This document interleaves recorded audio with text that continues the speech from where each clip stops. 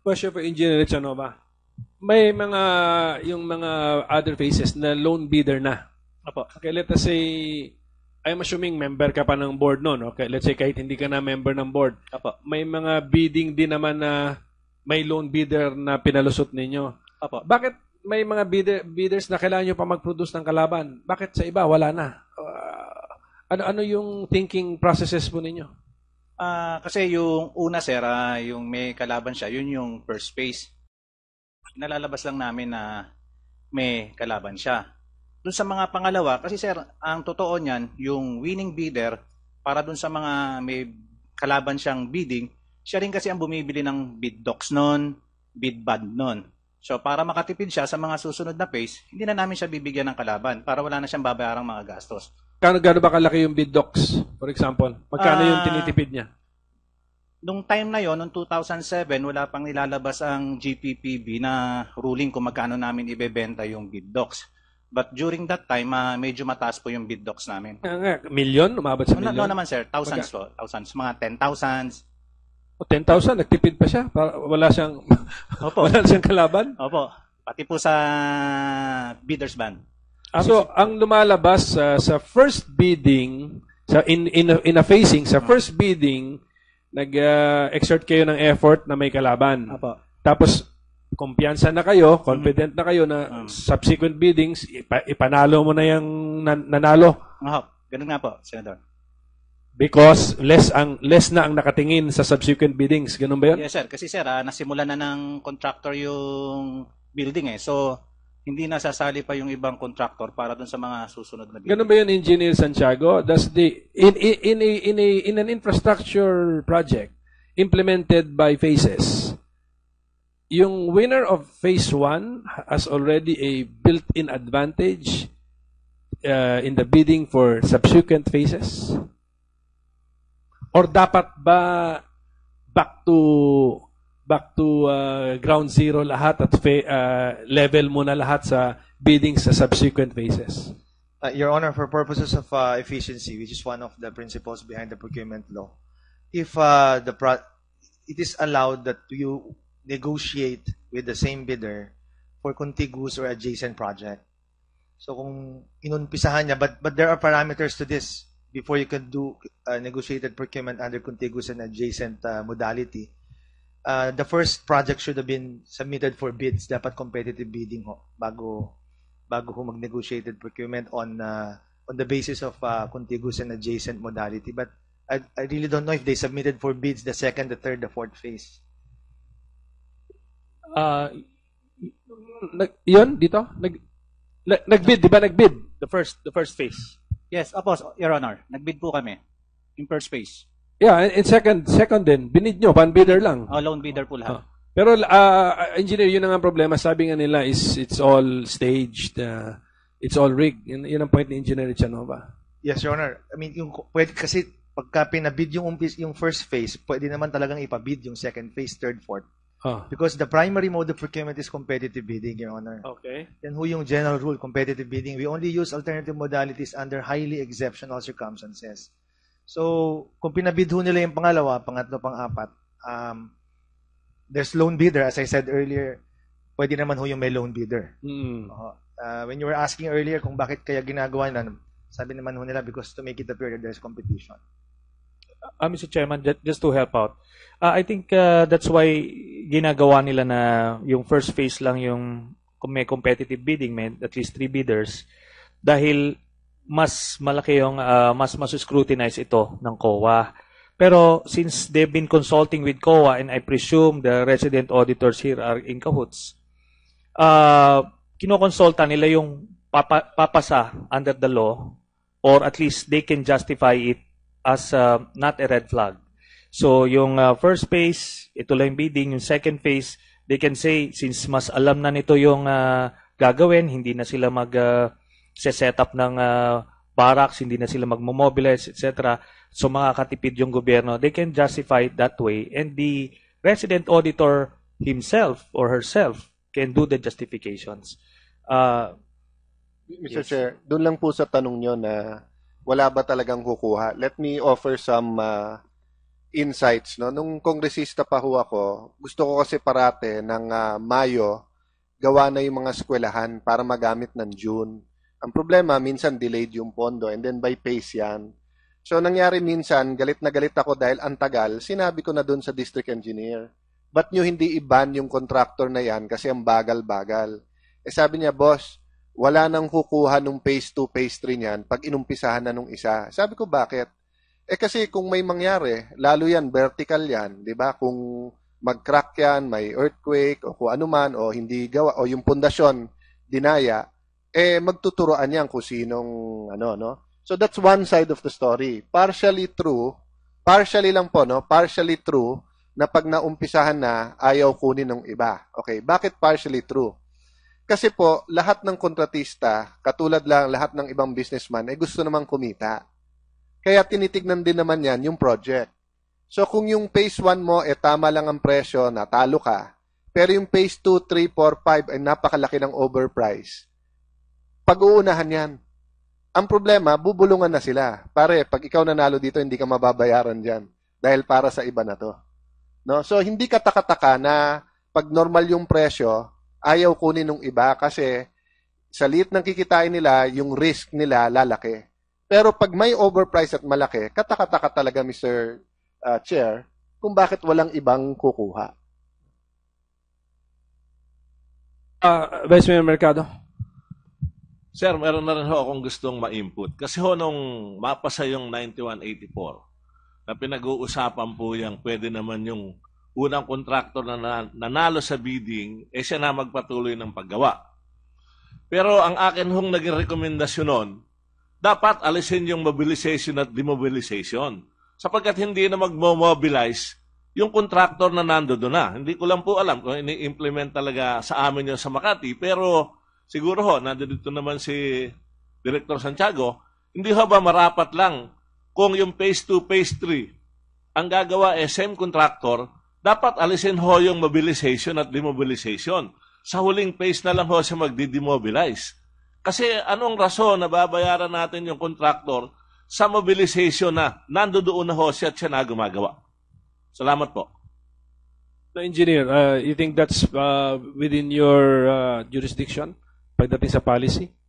Your Honor, just an engineering approach, but then it is true that in civil works procurement, the rules provide for the mobilization cost, mobilization fee that's equivalent to 15% of the contract award sa umpisa. Now, yung mga phasing, there could be other equipment, there could be other materials that will still be mobilized, but then should not, hindi ho siguro ganun kalaki sa umpisa ng amount. Still equivalent to 15%. And then, of course, the mobilization fee must be offset, for every progress billing, kailangan i-offset siya. Hindi ka mabayaran ng buo hanggat hindi mo rin may balik supposedly yung mobilization cost. Yeah, all of these are in your rules? It's in the rules, Your Honor. Or in the manual that you published? Yes, Your Honor. Mobilization cost and mobilization fees allowed, Your Honor. Okay, go ahead, Attorney Bondan. Next slide, please. Ngayon, ito pong proyektong to, ang nakalagay po sa mga dokumentong ipinasa po ng Konseho ng Makati at napirmahan, ito po ay 10 floor at may 4 na dormitoryo. Ngayon, ito po ngayon sa Makati po, lumalabas 7 floors lang po ang nagagamit. Nasaan po yung 4 na dormitoryo? Kaya nga po, maganda po na ma-ocular inspection din to kasi po, mukhang nawawala po ang 4 na palapag na dormitoryo na sinasabi dyan po sa kontratang yun. Hindi po, wala pa pong dormitoryo doon. At ang masakit po dyan, ipinagmamalaki na po ito ng ating pong Vice President sa buong Pilipinas, na pag may magaling na estudyante sa kanila, pag pwede raw pong pag-aralin dito, free ang board and lodging kasi nga ho may dormitoryo. Ang problema, nasaan po yung 4 na palapag na dormitoryo na sinasabi nung mga pinasang mga ordinansya po ng appropriation ng Makati. Nawawala po. Next slide, please. Yan po, ang sinasabi po namin, first to 7th floor, makikita nyo po ang paggamit po dyan. Mula po 5th, 6th, 7th, ayan po yung mga classrooms ng first year hanggang 4th year. Tapos canteen and other offices po from the first floor hanggang 4th floor. Makikita po ninyo, hindi nga po namin malaman kung ano po na ngayon na nangyari doon sa 8th, 9th, and 10th floor. Next slide, please.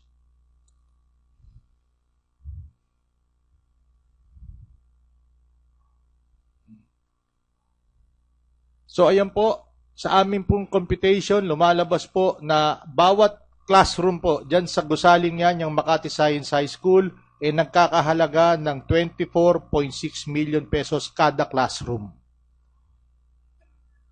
Next slide, please. Wala na. Yun na lamang po ang aming Thank you, presentasyon. Attorney Bondal. Thank you. Sir Chair, just one clarification. Senator Cayetano. Attorney, kasi nakikinig sa atin mga kababayan natin, pero no? Opo. So, lilinawin ko lang po, hindi natin sinasabi na pangit ang proyekto ng mga Makati. In fact, napakaganda. Ang problema, overpriced. Ibig sabihin, instead of one good project, allegedly, they can make 2 or 3 good projects, no? Kasi isa din yun sa pinaninira sa atin na ang gaganda ng ginagawa sa Makati, bakit pinipintasan? So, hindi natin pinipintasan ng innovation, yung ganda ng building, yung ganda ng programa. Ang pinipintasan natin, bakit pinagkakakitaan? Tama po ba? Tama po Or yun. kinokontest nyo rin yung ganda ng mga programa? Hindi, maganda naman po ang programa. Yun lang yung nasa likuran. Ang mga lihim na nasa likuran ng mga magagandang programa, yun po ang amin pong laging ipinapakita na ngayon. Tapos yung DLS po na ginamit nyo, no? Apo. Yung presyong ginamit nyo is actually for office buildings. Kasi walang for classrooms there. But tama po ba kaya yun ang ginamit nyo kasi 10 floors to eh. So similar to an office building. No? And just for the record, Mr. Chair, no? Ang 70,000 sa DLS for that type of building lampas pa sa 5-star hotel. So hindi naman siguro sing presyo ng 5-star hotel ang isang school building. Kaya nga po. Kaya nga po apples to arateries nga, hindi apple to apple eh.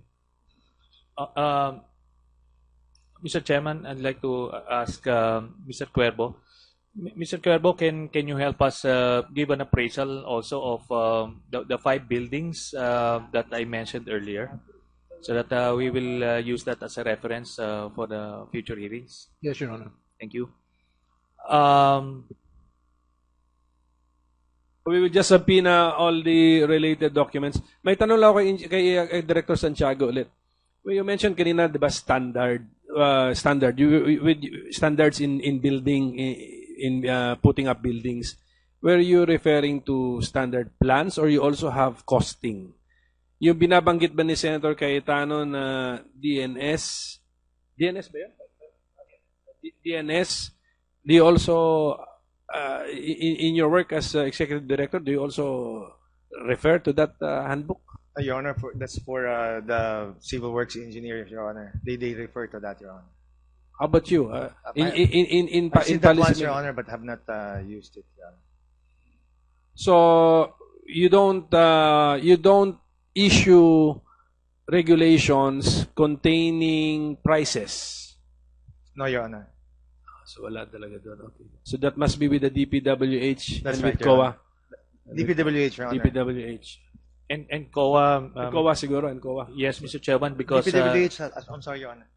yes, because the COA should use that as a reference for the agency estimates, because the procurement agencies cannot just arbitrarily set agency estimates based on a whim. So they have to use that at least for civil works projects. Yes. Ayun na nga. What are your instructions? Local governments are under your jurisdiction. Tama. They should use Yes. RA 9184 also, Your Honor. Okay, di ba? Yes, Oh, so what have been your instructions to local governments as far as infrastructure projects are concerned? Your Honor, Costing po, costing. In the planning.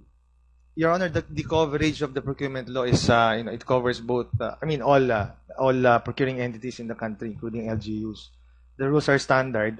But we give the procuring or the law provides or gives the procuring entities the authority to craft out their own design, craft out their own approved budget for the contract.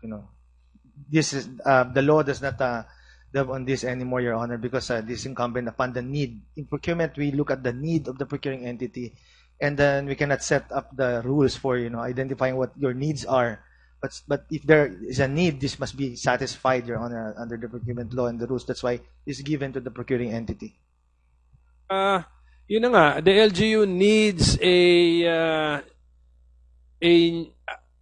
new city hall. Then bahala na sila. Yes, Your Honor, for the design, for the concept, for everything. And what's the role of the GPB?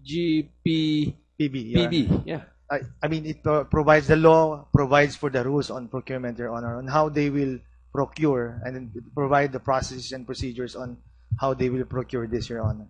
So the step-by-step procedure is provided for in the law and the rules, and then the GPP will provide the policy. Yun na nga, so forward, Your Honor. talagang pwedeng they can really over-design. It could happen, Your Honor. And what did you say, Mr. Cuervo? Hindi lang over-design, ano sabi mo kanina? Excessively? Yes, particularly the foundation. Excessively over-designed. So, anyway, do you conduct studies, Director Santiago, on procurement practices or issues, mga ganon? Kasi ang tanong ko kung may study sana kayo or mag-study sana kayo, if there is an increase in allegations or complaints of overpricing. Wala kayong study so far. For now, you think that's within your power, jurisdiction to conduct surveys? We could look into that, Your Honor. Yes. Sige po. Senator Trillanes? Yes, Mr. Chairman. I guess at this point, we'll have to move to the presentation of Mr. Mercado, Vice Mayor Mercado. Are you ready for your presentation? Opo. Before we go to Vice Mayor Mercado, Attorney Bondal, let's go back to the Makati Science High School. Ito po ba yung may basement? Sa bid po nila niyan, dapat may basement po yan. Hindi po namin sa reality po, hindi nyo pa nakikita? Hindi pa po namin nakikita.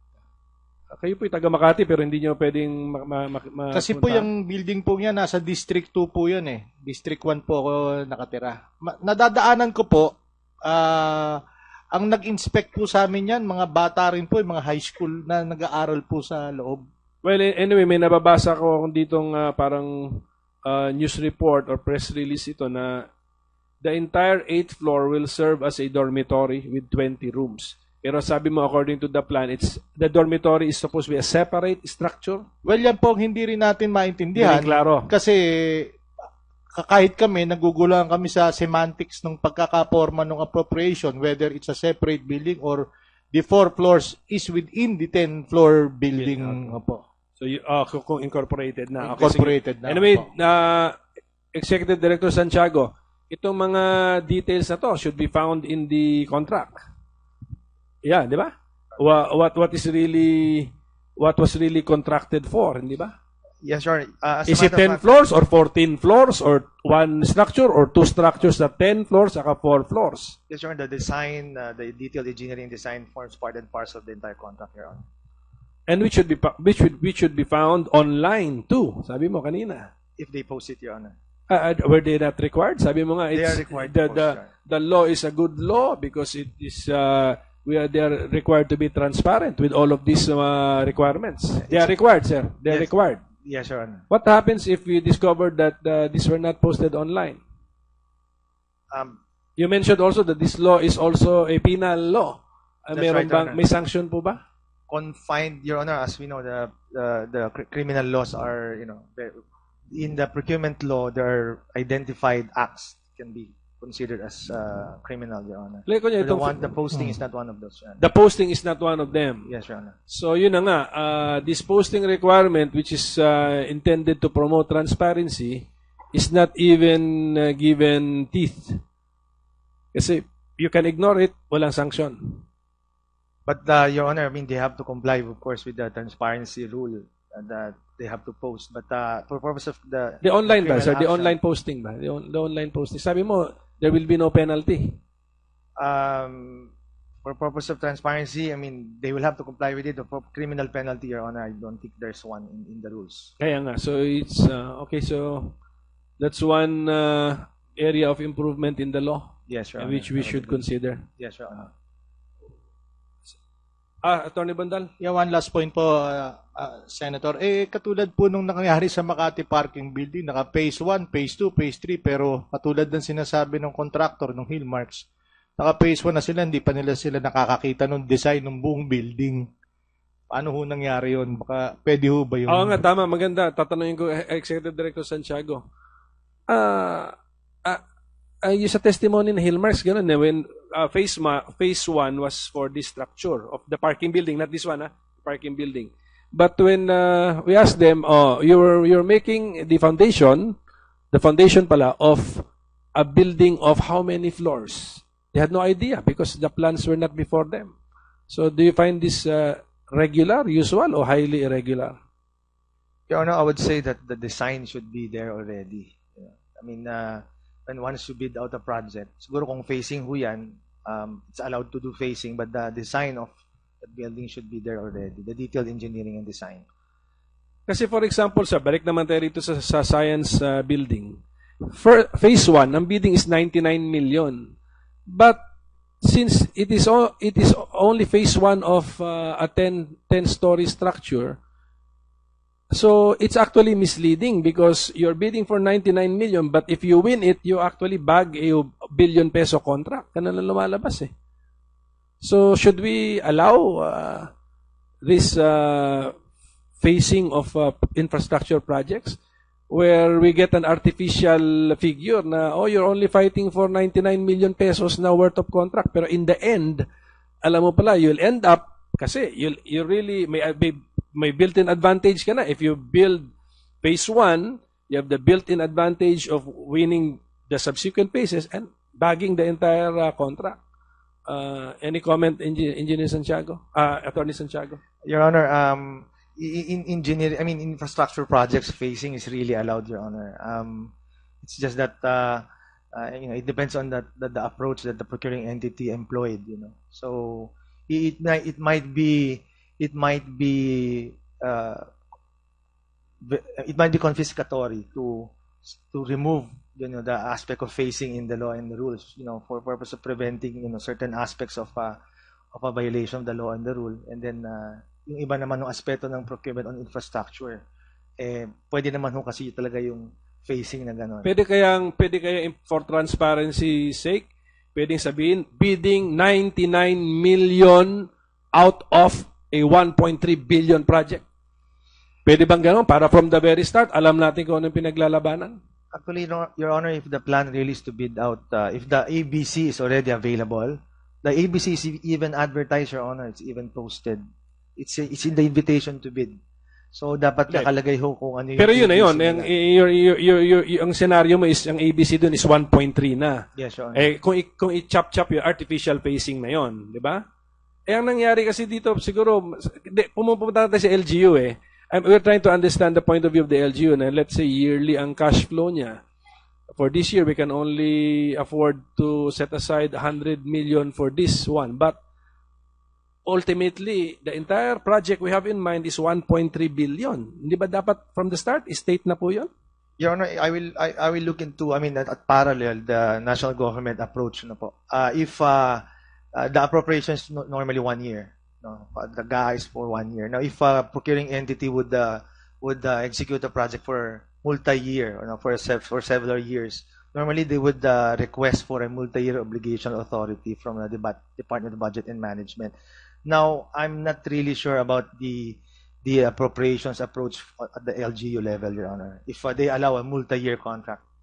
Mr. Chair. Okay, Yeah, I've been in Congress for 16 years. Yung po sinasabi niyong multi-year approach, totoo po yun. Pero meron pong estimate na nung total project.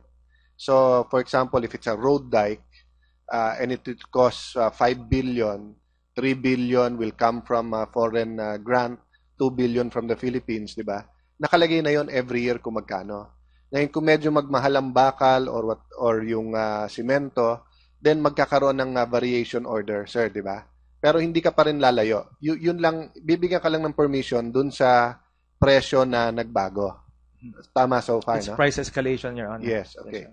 Now, ganun din naman sa local. Ang kaibahan sa local dahil walang multi-year program in the sense that hindi ilalagay sa budget phase 1, no? Sasabihin nila na 2 billion to make a hospital. This year, 500 million lang. Pero ang testimony nga sa atin, Mr. Chairman, Makati lang, so far, the Binay-led Makati lang, yung walang project at the start kung magkano yung total. Yun ang testimony ng mga administrador nila at saka ni Mayor Junjun Binay. Pero hindi yun ang testimony ni Mana director, no? Director ng Mana and Associates. So sabi niya, hindi, pag ginawa namin yan, ipapa-price na yan. So yun ang safeguard, Mr. Chair. So sasabihin mo the whole project is 1.5 billion but we're only bidding out 200 million.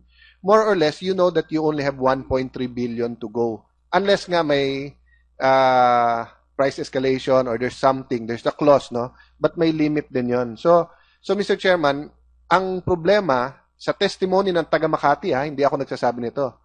Sila nagsasabi na per pace ng hindi nila alam kung magkano at kung matatapos o hindi. But sa iba nating sa national government at sa ibang city, hindi ganun ang sistema. Meron na pong price. Kasi sa umpisa pa lang, sasabihin nila yung building ay 1 billion.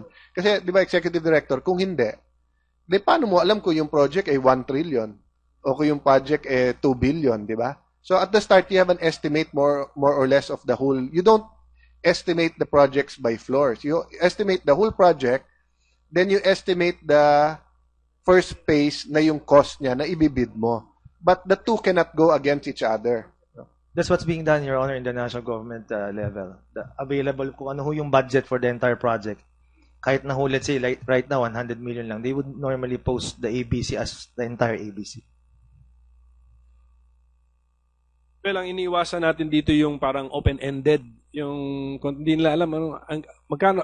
At saka, in fairness to the constituents of the LGU, they should know how much will this project cost. Hindi lang yung, for this year, 99, mura pala, 99, pero ang ending, billion pala. Well, anyway, Executive Director Santiago, please give us your inputs on how to improve the law or if you honestly believe that the law is really good and these things did not happen, as is, why fix something which is not broken, di ba?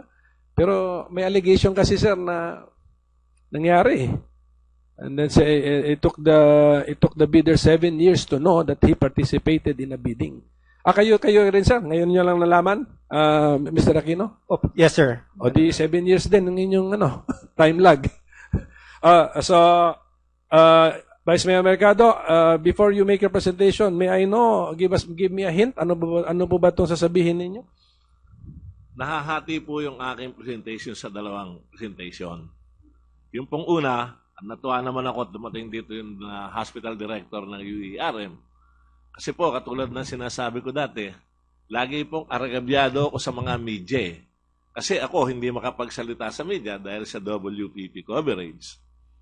Yun ang aking mga kritiko, sabihin na natin kritiko, huwag natin sabihin yung salitang kalaban.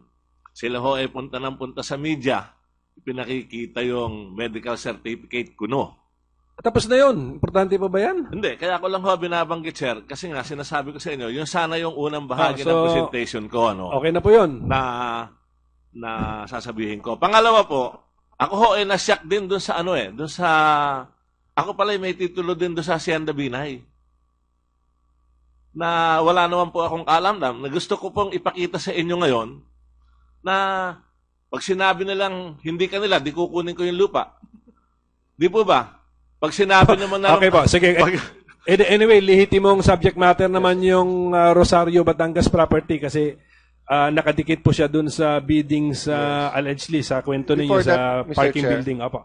Before you give him the floor, Vice, di ba sabi mo rin na sa tamang panahon, Kasi sinabi ni Vice President Binay, hindi niya partner, hindi niya bagman, hindi niya tagahawak ng pera si Jerry Limlingan. Na hanggang ngayon nawawala lahat ng address na sinulat niya sa official government documents wala. Sabi mo sa tamang panahon, ipapakita mo na yes, hawak nga niya yung pera ni Vice President Binay at ito din si Ebeng, no? So, after your presentation lang, no, if you can give us more details of that, because yun ang dinidispute nila. So, sabi mo, kumita ng 13%, eto distribution, eto may mga hawak. Dinideny nila yon. Yun po sana yung aking magiging pangalawang presentation dahil nung pong magkaroon ng maraming kaso si Vice President way back in 1988, hindi ko po talaga pinaniwalaan yung plunder of Makati noon, Senador. Sige, pakita nyo muna yung gusto nyo pakita, Vice, tapos itatanong ko ulit yan. Sige po. Sige po. Uunahin ko lang po muna yung Teka, Vice. Ayoko kasi masurpresa ko as chairman. Ano po ba yung, balik ako sa dati kong tanong, ano po ba yung ipipresent ninyo ngayon? Yun ang unang bahagi, ipipresent ko muna. Ito hong tungkol sa lupa ko doon sa Rosario, Batangas. Ano pa yung iba?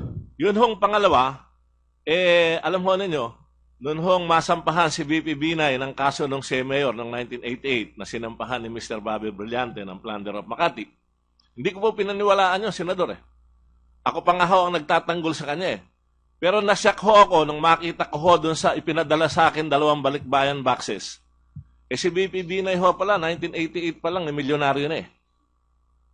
Okay, so mukhang dyan sa preliminary statement mo, mukhang ang gusto mong patunayan is accumulation of ill-gotten wealth, no? Na most likely, isasama mo na rin sa na hindi ito nakalagay sa SALN kasi nga tinatago naman ng ill-gotten wealth. Pero sa akin kasing palagay,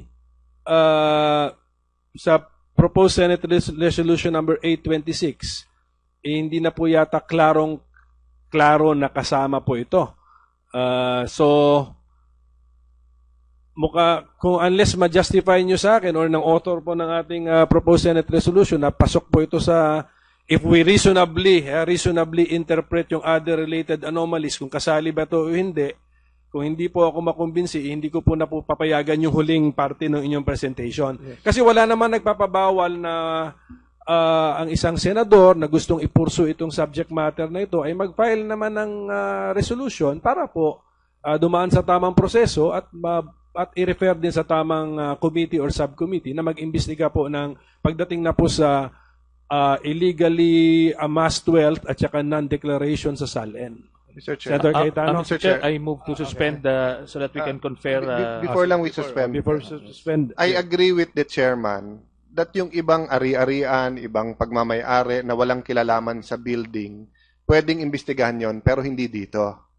Pero kaya ako interesado, Vice, at nakita ko yung folders mo, kaya ang una kong tanong, dyan sa i-represent mo, meron bang Ebeng Baloloy at meron bang Jerry Limlingan? Meron po. Kasi kung meron, Mr. Chair, doon ako interesado dahil yung po yung link na sinasabi niya yung 13% na kinikita sa mga infrastructure na pupunta kay Binay through these two people. And sabi ni Vice President, number 1, hindi totoo. Number 2, kaibigan niya lang si Jerry Limlingan. And then number 3, walang dokumento si Vice. So kung meron, I'd like to see it not to prove his ill-gotten wealth, not to prove whether or not sa SAL, but to prove that Jerry Limlingan and Ebeng Baloloy are in fact his bagmen and women, as the Vice Mayor said, in connection with this. Kasi masyado namang malayo, Mr. Chair, kung sasabihin natin, kailangan yung Jerry Limlingan, yung account, kasabay netong building. Paano kung wala yung account ngayon? But kung 10-15 years niya ng bagman at may dokumento siyang ipapakitang ganon, for that purpose only, Mr. Chair, I would like to see it. And then, we'll give the chair the opportunity to rule what is irrelevant and what is relevant. Meaning, one document can be evidence for many things. So we can exclude it for evidence as far as ill-gotten wealth, but we can include it as evidence that in fact Ebeng and Jerry Limlingan are in fact his bagmen and women. I submit to that. Yes, Mr. Chair. Chair declares a 2-minute recess.